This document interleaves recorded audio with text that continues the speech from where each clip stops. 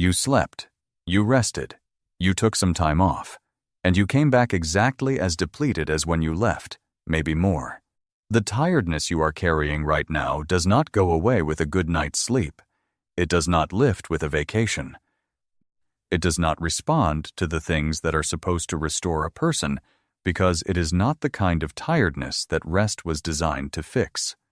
What you are describing has a clinical name, emotional exhaustion, and it is neurologically distinct from physical fatigue in ways that most people, including most doctors, do not understand or explain. Physical fatigue is a depletion of energy. The muscles need fuel, the body needs sleep, and given those things, recovery follows.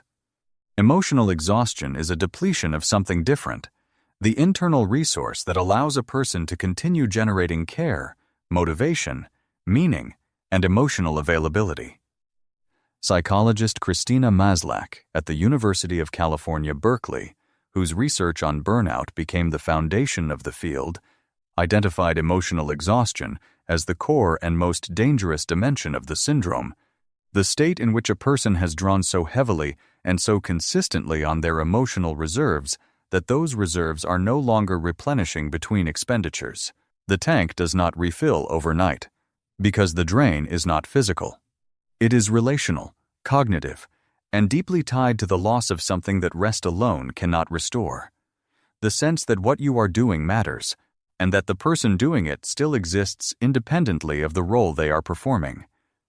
Neuroscientist Amy Arnsten at Yale University has documented through brain imaging research that sustained emotional exhaustion produces measurable changes in prefrontal cortex function, specifically a progressive reduction in the capacity for deliberate attention, emotional regulation, and executive function. These are not signs of weakness.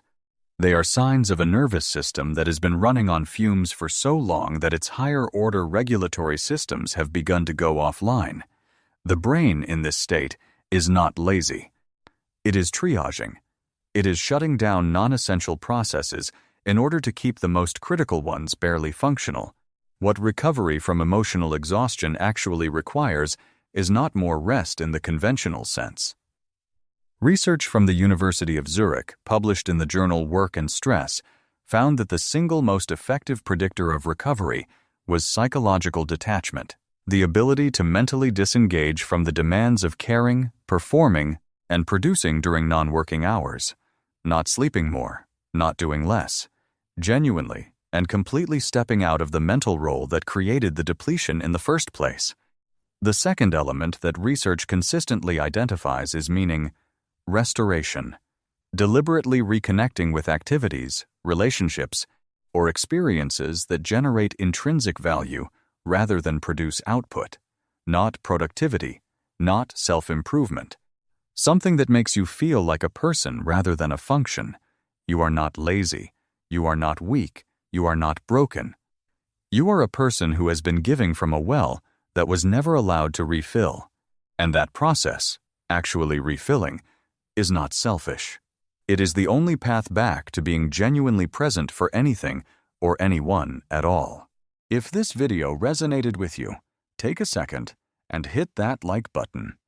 It helps more people find this content when they need it most.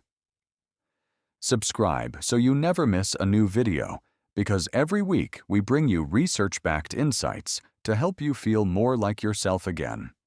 And if you know someone who might need to hear this, a friend, a parent, a sibling, share it with them. Sometimes the most caring thing we can do is pass along the right words at the right moment. I'll see you in the next one.